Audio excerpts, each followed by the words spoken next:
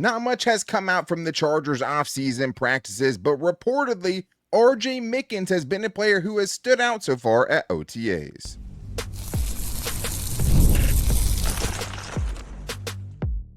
You are Locked On Chargers, your daily podcast on the Los Angeles Chargers. Part of the Locked On Podcast Network, your team every day. What is up, and welcome into the Locked On Chargers podcast. I'm your host, Daniel Wade, joined as always by my co-host, David Droegemeier. David, what do we got today? Daniel, the Chargers really added to their tight end room, and I expect them to utilize that to very great effectiveness in 2026. And do the Chargers have the best pass rush in the AFC? I don't think they do, but they're very, very close. And RJ Mickens, after a very impressive rookie season, looking like he is trying to string a couple of seasons together. It's just great to actually get something out of, these OTAs when the Chargers are basically only leaving one of them open to the media. And, the last 2 weeks, Justin Herbert hasn't even been throwing the football, so it's hard to kind of take too much away from, defensively what's going on or offensively. And then he was obviously gone for 2 weeks as well. So it was great to see Ryan Fowler put out, checking in with some folks around football, some names as standouts from the OTA period. Chargers safety RJ Mickens was one of the names on there amongst others. The only Chargers name on there, but that's awesome because I think RJ Mickens, he wasn't, we didn't see a ton of him last year. Like, I think he'll have a much bigger role this year than he did last year. But what we did see it from him was like really, really good. And it's hard to know, okay, like what can you expect from him going into year two? If he played that well as a rookie, and right now you're hearing, hey, this dude's already standing out at a position, let's be honest, that you actually probably can stand out at, and even in these kind of practices, right? Not much you can get necessarily from the offensive lineman. Like, that is something that's really great to hear. It is. It's fantastic. It's very, very encouraging because, like, he wasn't on the field a whole lot in his rookie year, but when he was on the field, he was very productive. I mean, he was able to snag 2 interceptions in 219 coverage snaps. Like, that's fantastic. Like, he was really good. Seemed like he was in the right place at the right time, and that comes from understanding the playbook and also being in a really, really good room, right? Being in a really good room with some really, really good veterans that I'm sure helped bring him along, right? You got Derwin James been in the league for, 7-8 years now. You got Tony Jefferson, who has been in the league over a decade here. So you have a lot of great experience in that safety room. And RJ Mickens looked like he definitely benefited from that because he was very, very productive. And it's good to see that he's able to parlay a good start, although it be it in limited opportunities, to be able to parlay that into going into OTAs and continuing that momentum, right? That's all that we're looking for right now. We know that all the pads and the helmets got to come on, the real football has to happen. But at this stage, you just want your name to be out there. And for him, that's a very positive thing. It is a very positive thing, and obviously it is just a limited sample size, right? Like, that's why you see him, have last year out of anyone with at least 200 coverage snaps, that lowest passer rating against or allowed in the NFL with 12.5. 12.5. Right? A reception percentage of 44%. But also was only targeted 9 times, right? Yeah. So, like, it's just such an incredibly small sample size. It is kind of crazy, though, that he had 2 interceptions and a dropped interception, but only had 4 completions against him the entire year. I mean, that means basically a third of the times he was targeted, he had a chance at it or got an interception, which is pretty crazy. It was hard to know how much you could trust it, though. So I do think this is important. Obviously, the Chargers, especially with this news, have one of the more loaded safety groups in the NFL. If he comes through, if you get a little bit of a bounce back from Elijah Molden, if Tony Jefferson has one more year left in the tank, and obviously everything that Derwin James brings to the table there. But also Derwin James plays in the slot a ton, right? So, like, these other safeties are getting on the field a lot. He's not keeping them off of the field because he's, was an all-pro slot cornerback last season, right? But I do think to hear this about RJ Mickens right now is really good news. And I think part of, what will keep this going is, like, Chris O'Leary wasn't here with RJ Mickens, right? So now it's up to Chris O'Leary and Adam Fuller, the safeties coach, being able to continue the development and also keep putting him in positions to be successful in the way that Jesse Minter was able to do in 2025, where it's like he knew he could use him sparingly, and we expect that to grow potentially this year, but also put him in positions where he was able to have such a strong rookie year. And also just another hat tip to Joe Ortiz, because we're talking about a 6th round pick who is standing out all out of, when people are asked in the It's a building, hey, miracle. who's standing out so far? It's the Chargers 2025 6th-round pick, RJ Mickens, which is awesome. But this is from Boomer on the Locked On Chargers Discord channel and the Everydayer Club. Buy or sell, Joe Ortiz will get another vet in this corner room via signing or trade. This is an interesting one, David. What do you think here? Yeah, I think I've been pretty steadfast all along, thinking that it's time for the young guys to shine. It's time for them to take an opportunity that I absolutely think is available in the Chargers cornerback room to step up and take some snaps, right? Benjamin St-Juste, we talked about it a couple of different times, played 356 snaps for the Chargers last year. So he was on the field quite a bit. He was a big part of that cornerback rotation. So there are snaps to be had. And they didn't add a whole lot in that room. They didn't get really an opportunity to do that in the draft. They went offensive line heavy. That's just kind of how the draft fell to them.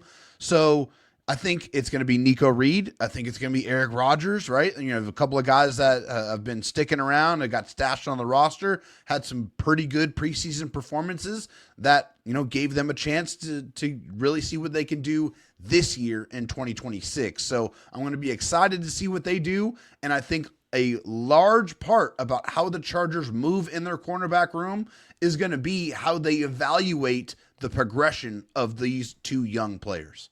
Yeah, it is really interesting. It's hard too because it's Joe Ortiz is going to make a trade at some point, but you don't know what position. That does feel like one that would be in consideration at the very least, right?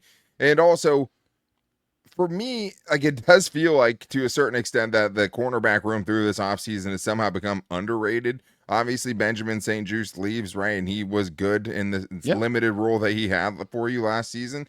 It's not exactly clear who's going to pick those up. And I would say that the Chargers room is a little bit thin at the moment, but also I think you also have to factor in Derwin James into this room. Like I said, he's a second team all-pro cornerback, is your slot cornerback. So if you're going to add something, you're going to add something on the outside because right now it's Dante Jackson, it's Cam Hart, and then it's, Dean Leonard, it's Eric Rodgers because Nico Reed profiles more as a slot as well. So if you wanted to add a Rasul Douglas, the name I brought up before, I'd totally understand it. Get a veteran, another veteran leader in there.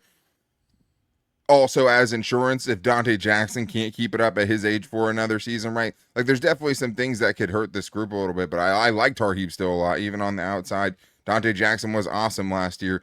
Cam Hart still had 10 pass breakups, and that's your CB3 going into 2026. So I think there's still a lot to feel good about in that room. It doesn't seem clear without injuries and seeing kind of what happens in that room that there's an immediate move to be made, but I would definitely agree with potentially bringing in another veteran outside corner. But I think if you did want to make a move, if you want to add to the top end of that room and get an alpha type of guy in that room, Christian Gonzalez, a conversation to be had maybe later, that's maybe a different story. But just as far as adding another guy, they have guys in that room right now. Let's get to one more buy or sell here about something that happened this week, something a little bit of a surprise in the buy or sell is this, David. Tarheeb still should have kept the number 29. That's a great one. And honestly, I am partial to the single digit numbers. As we see right here, I'm rocking a Drew Brees that's a Kenneth Murray throwback jersey right there. Yeah, it's a pretty sick one. But hey, if you're going to go to a single digit number, you better ball out. You have to go be an assassin. You think of the great single digit players on this football team. To me, it's Derwin James, it's Deion Henley, two guys that are ballers, right? They're fantastic football players. We're talking about a 5-time All-Pro with Derwin James. This is a big-time statement move to me. If you're going to go switch your number to a single-digit number, I'm going to need to see the return of the 4 INTs that we saw from the rookie season. That's what I need. I need to see that ball production come back. I think last year was more of an anomaly. I think this year we could see a little bit more of an aggressive version, and I hope we do. But if you're going to rock that single-digit, you better get your hands on some more footballs. Yeah, you think of guys like Sauce Gardner and Jalen Ramsey, some of the other guys who have worn, the single-digit numbers on the outside. I'm a traditionalist. I like my corners having numbers in the 20s, right? 29, I thought was a good number. There's not really a 29 off the top of your head in the Chargers kind of franchise that Drayton stands Florence, out. maybe? Drayton Florence, but that's not a name anyone's bringing up in the annals of Chargers greats by any means. There's a lot of times yelling at Drayton Florence. I remember those shows. That's true. It's probably why I remembered so well. I don't blame him for going back to the number he had in college. Obviously, I think probably last year was a little too late because Gus Edwards was on the team for a while and he was number 4. Maybe they didn't want to make the switch. But yeah, that's a big time statement. That's his number at Maryland. I get it. My one argument for it, I guess, is that we know another Chargers corner that changed numbers early on in his career, and his name was Antonio Cromartie. Yeah, you're a real one if you remember number 25, Antonio Cromartie. He changed it to 31 that season. He got 10 interceptions. So maybe there's some of that juju in the air, but we still have more to get into, including where the Chargers rank in the hierarchy of pass rushers in the AFC and how good this defensive line can be, and more to this Locked On Chargers podcast. Workplace chaos, deadlines stacking up, inbox overflowing, and the one position that you have to fill still sitting open. When the pressure's on and you need the right hire, this is a job for Sponsored Jobs. Indeed, Sponsored Jobs helps you reach the people who actually fit what you're looking for with skills, experience, location, so you're not just hoping the right candidate stumbles across your post. And I think the bigger thing is getting a quality candidate, someone you're not going to have to replace again right away. You want a fit that's going to stick. And here's a stat that says it all. In the minute I've been talking to you, companies like yours have made 27 hires on Indeed, according to Indeed data worldwide. So spend less time searching and more time actually interviewing candidates who check all of your boxes. Less stress, less time, more results. When you need the right person to cut through the chaos, this is a job for Indeed Sponsored Jobs. And listeners of this show will get a $75 sponsored job credit to help your job get the premium status it deserves at Indeed.com/podcast. Go to Indeed.com/podcast now and support our show by saying you heard about Indeed on this podcast. Indeed.com/podcast. Terms and conditions apply. Need to hire? This is a job for Indeed Sponsored Jobs.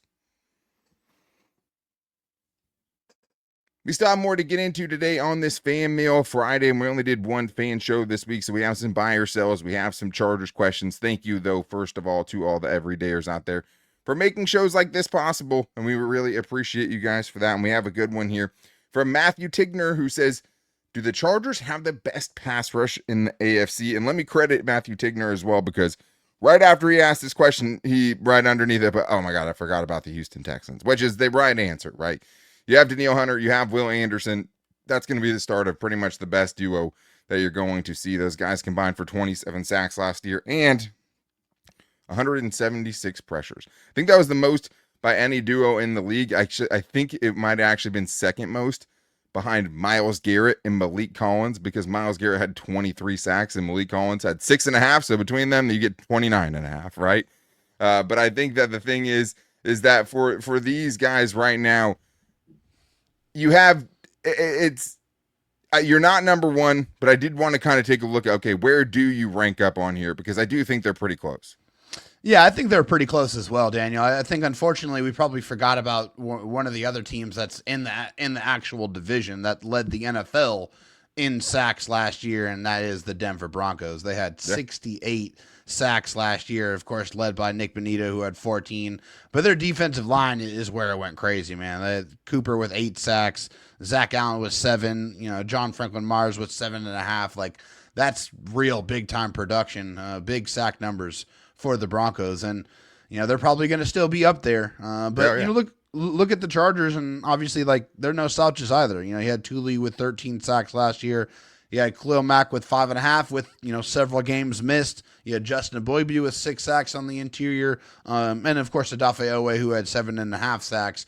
But, he leaves in free agency. He is now a member of the Washington football team over there, the Commanders. So it's going to be, what is the replacement for Odafe Owe going to look like? And we all expect that to be Akeem Mesidor. And I like Akeem Mesidor a lot. I think he has a great skill set. I don't know if we're going to see the same level of production, but I really, really appreciate what he's bringing to the table. I think he's one of the more well-rounded prospects, and I expect him to help that number greatly. And I think they're probably before it's all said and done, going to be one of the 3 to 5 best pass rushing teams in the AFC after the 2026 season. Yeah, it is tough, man. I think when you're talking about, the other teams that could be in that conversation, it seems like the Steelers, and the Steelers are the big one there, even as TJ Watt has fallen off a little bit. It's just the amount of guys. I mean, they had 4 guys that had more than 40 pressures last year with TJ Watt and Alex Highsmith and Nick Herbig, who just got a $100 million deal. and also Cam Hayward. Like, that's what hurts the Chargers in this conversation, is not having one of those big dogs on the interior. The Broncos do have Zach Allen, who, can cause havoc on the inside. They do have Nick Bonito as well. They did lose Jonathan Franklin Myers, which is, maybe an underrated loss for them because he was a really good player. So that's 7.5 sacks you can take off of that. The other one would be, which I think they probably could pass this year, would be the Jaguars.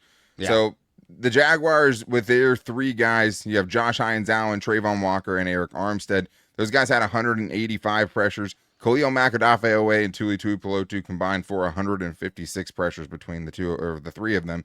Chargers, though, guys did have 26 sacks. Obviously, well noted, Odafe all came with the Chargers because he had 0 in his time with the Raiders. Whereas that group with the Jaguars, with the Ravens, but that group with the Jaguars had only 17 sacks. So obviously Chargers had 9 more sacks than those 3 guys. Their top 3 versus your top 3.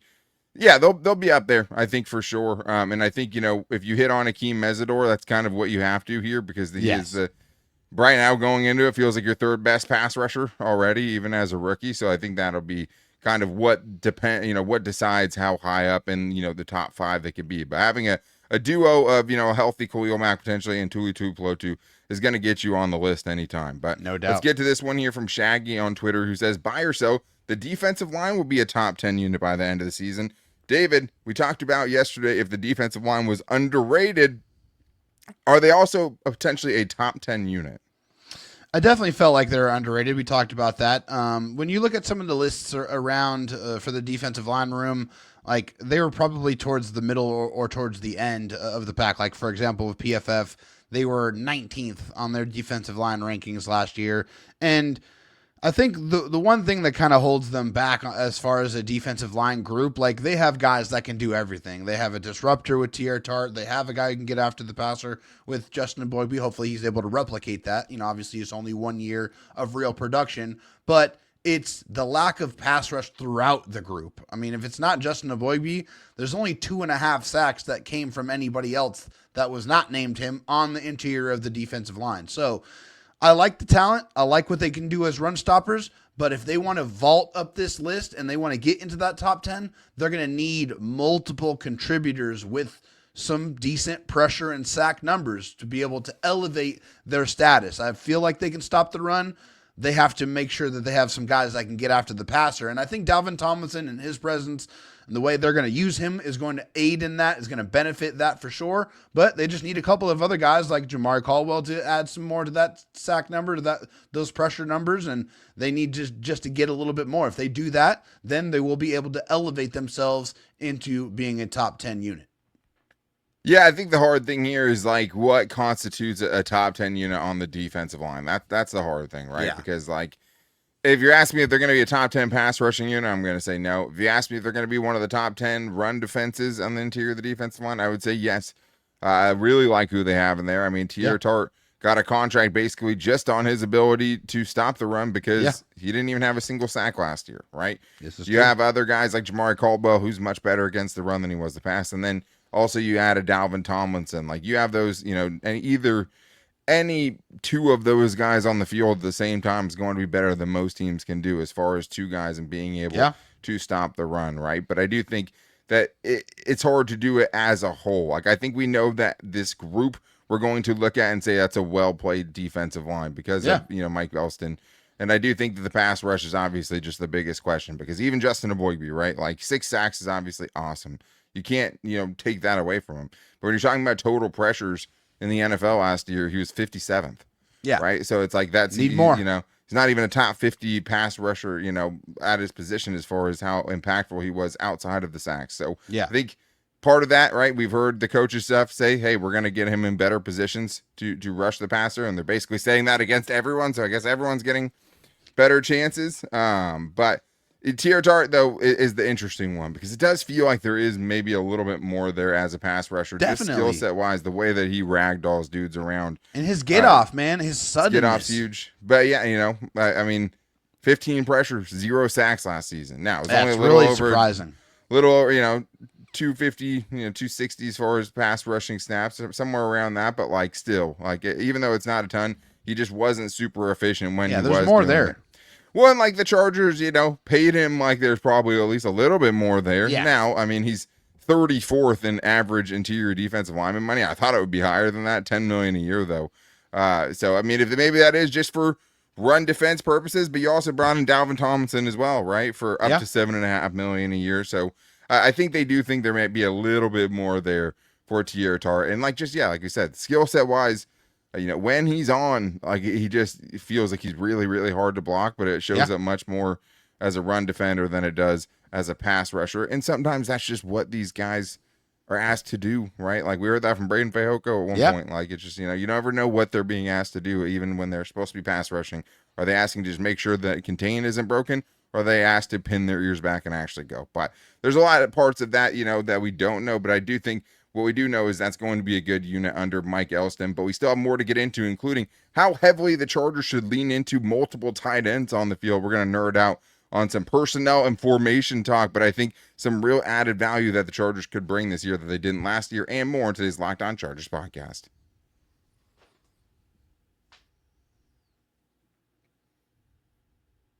David, we still have more to get into on this Fan Mail Friday, and thank you to the Everydayers and also those who are subscribed to the Everydayer Club and got in on the Locked On Chargers exclusive Discord channel to get your questions and buy or sells on the show today. And we have another really good one here from Token Chargers Fanatic, who says, with Mike McDaniel completely reshaping the offense, I keep looking at our tight end room between Njoku's yak ability, Kolar's heavy inline blocking, and Gadsden II's functioning as a giant slot. This room feels incredibly deep. It reminds me a bit of the historic 2011 Patriots dual tight end offense with Rob Gronkowski and Aaron Hernandez. Given that Trey Harris is currently our wide receiver 3 behind McConkey and Johnston, do you think if the Chargers leaned heavily into a 12 personnel ace formation, it would give Herbert a more dynamic, unpredictable, and effective base offense than the traditional wide receiver 3 sets? So that's a lot. He also says it has, could bring some great, massive run pass conflicts for the defense. Also a very long one. I appreciate you, Token Chargers Fanatic. But it does let us talk about, how the Chargers could be able to formationally create some advantages that we weren't seeing under Greg Roman. And I think with the actual room that they have now, they have way more chance to actually pull some of that off. Yeah, because last year, Daniel, they hardly ran 12 personnel. It was only 5.84% of the time. So not a lot. And of course, that has to do with who they had on the field and who they trusted, right? I mean, Will Dissly was supposed to be a big part of that, and he really fell from grace very hard. And then it was just Oronde Gadsden and whoever else they wanted to use as their primary blocking tight end. That's really all it was. And I think this year, now that you have a completely different type of room with Oronde, with Chief David Njoku, and with Charlie Kolar, who I expect to be more of a pass-catching threat this year. I think he's going to get more opportunities. It's going to surprise some people. But yeah, I think they're going to lean more into those 2 and even 3 tight end sets. And they absolutely should do that because they'll allow their offense to be a lot more multiple, allow them to be very deceptive because they can very authentically, especially with the zone blocking scheme, legitimately run it or pass it out of those formations. And if they do it enough and they set it up well enough, you're not going to be able to know. And that's the beauty of being able to do this on the offensive side, is what you're going to do. The defense doesn't. And so you can create patterns and you can, have them lean into what they expect to happen. And then you hit them with a play action, or then you hit them with a run in an obvious pass situation and you catch them lacking and then you hit them with a big play. So they absolutely should do that. And I think there's reason to believe that they will. Yeah, I think so too. Even though the Dolphins, they ran a fair amount of 12 personnel last year, but they ran, basically they were 29th in 13 personnel. And obviously, well, for those who don't know, 12 personnel is when you have 2 tight ends, 2 wide receivers, and 1 running back on the field. 13 personnel is when you only have 1 receiver, 1 running back, and 3 tight ends on the field at the same time. But it does feel like it is a copycat league, and you look at what the Rams were able to do with one of the top offenses in the NFL last year, and they were running 13 personnel 30% of the time. They absolutely dwarfed everybody else in that. I think the Bills were second around like 18%, but like the Dolphins didn't run it, right? They ran it the 4th least, but still we were 7th in total EPAs. And when they ran it, they actually were very, very good at it. They just didn't run it very much, but also didn't have the tight end room that the Chargers have this season. The Chargers almost never did 13 personnel as well last year either. But this is what it's basically about. There's a great podcast with it was a Nate Tice and Charlie Kolar offseason podcast through The Athletic, where they got really in the weeds as far as, tight end usage and all the tight ends getting drafted and stuff. But this is really what it's about. Like, you have to think about it. It's about getting the other team's base package out on the field, right? Yeah. As many big bodies as you possibly can have them get off the field. So 3-4, 4-3, doesn't matter. You have 7 non-defensive backs on the field, right? When you have your base personnel out there. If you try to go nickel against the Chargers going 13 personnel per se, right? But the Chargers 5 offensive linemen and 3 tight ends on the field, now you have 8 big bodies going up against, 6 big bodies potentially, right? 2 linebackers, 4 Advantage defensive offense. linemen, right? That's 5 defensive backs you have out there. That's the thing, though. You also have to be able to run out of it, right? If you can't run out of it, it doesn't really matter. And the Chargers, when they tried to run 13 personnel, even 12 personnel last year, they just couldn't pass out of it because they were having Scott Matlock run into the flat and try to run routes like that, right? They just didn't have the guys who could. They were still really, really good, actually, at running the football. One of the best teams in the NFL running the football out of 12 personnel. Yeah. But they didn't have any, they couldn't threaten it. They still only ran it less than 2% of the time because nobody was actually afraid when they're in 13 personnel that you could actually pass on them. Now, Right. you have, let's say 12 personnel. You have 2 wide receivers and Charlie Kolar or, even David Njoku and Oronde Gadsden out there at the same time. That's a lot of mismatches in the passing game. You get 13 personnel out there, even if you only have 1 receiver, right? Like, you could split out Oronde Gadsden, like he's talking about, right, with the ace formation. Now you have, let's say Lab McConkey or Quentin Johnston and, Charlie Kolar, David Njoku on the line of scrimmage who could go block, right? And then you have Oronde Gadsden, who's a giant slot receiver, and how many defensive backs, safeties, and corners are big enough to hang with him, right? How many linebackers can you put on him that can actually hang with him, as a route runner? So Not many.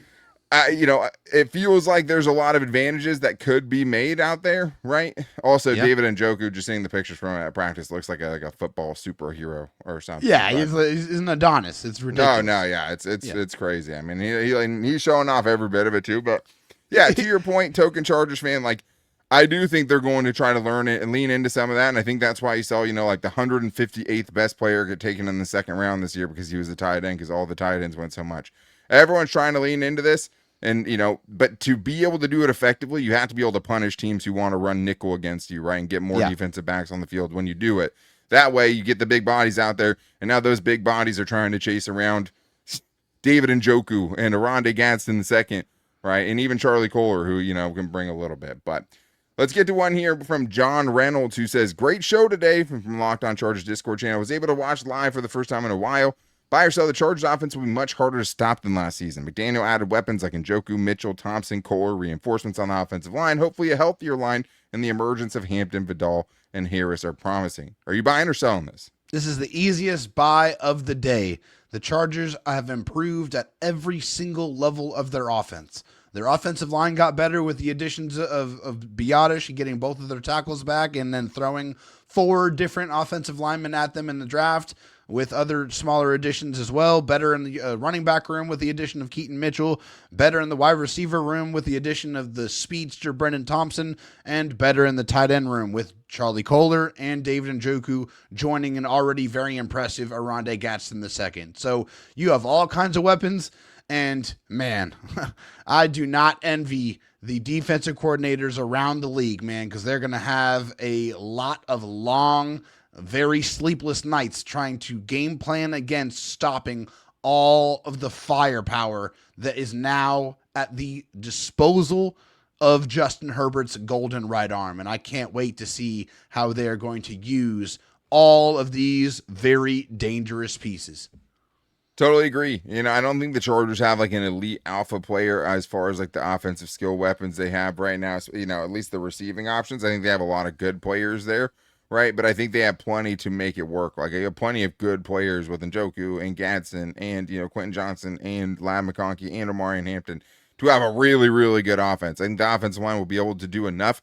And I think, obviously, Justin Herbert, Mike McDaniel, one of the best, quarterbacks we've ever seen in this Kyle Shanahan tree of offenses that have been sprouted. So I'm very bullish on it. I think it's going to be a top 10 offense at the worst.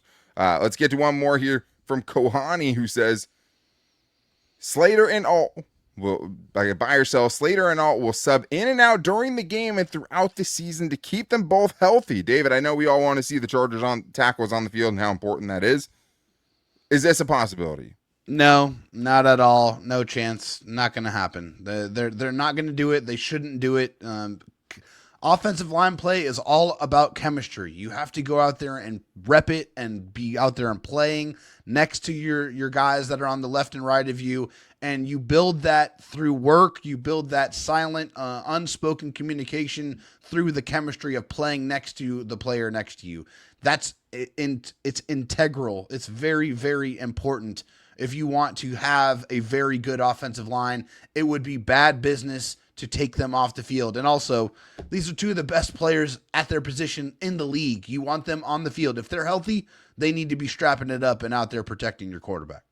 Yeah, well, and if you think, you could wonder what it looks like, or you could just go back and watch Mekhi Becton, because he got subbed in and out plenty last season, and that did not help the Chargers offense at all. Yeah, it's just not how you play that position. I mean, it's not that it hasn't been done before. It has, but it's very, very rare. And usually when you have that situation, it's not when you have someone who's playing the caliber of Rashawn Slater and Joe Alt. Obviously, Rashawn Slater has to come back, and he has to look like Rashawn Slater, right? And if he doesn't, you go from there. But, if they're both looking like what they have looked like when they played for your team, you have them out there as much as you possibly can, and it's the NFL. You can't, even if they've gotten hurt, you can't worry about them getting hurt. You can't. You just have to play them and hope they can stay healthy. And that's just the unfortunate side of the league. And for the Chargers, unfortunately, with some of their top players, they've been very snake bitten there. But you got to throw them back out there and hope for better. And we have seen these guys play almost full, healthy seasons before in their past. So that is going to wrap things up for today's show, though. The good news is we have mandatory minicamp next week. The Chargers reporters are going to be out there for all 3 days next week for that, and so we'll be here, to recap all of what's going on before they take their break. Very excited about that. Monday, we'll also have, some guys who maybe have something to prove in this mandatory minicamp. Maybe a Christian Gonzalez trade part of the show as well. We'll see what happens. But to make sure you don't miss it, go subscribe or follow for free on the Locked On Chargers YouTube channel and listen wherever you get and find us wherever you get your podcast from. And also, if you want to get on shows like today's, you can do that on our social media at Locked On LAC on Twitter, at Locked On Chargers on Instagram, and our Locked On Chargers Facebook page. Or call into the voicemail line if you want to leave a 30-second question or buy or sell at 323-524-7924. If you want an ad-free audio version of the podcast, you can get that now too in the Locked On Everydayer Club, where you can find it in the show notes and also get access to the Locked On Chargers exclusive Discord channel. But make sure you guys are back here for Monday and next week, where we have mandatory minicamp. We're actually going to see these guys out there running around. We're very excited about it. But until then, take it easy and go Bolts.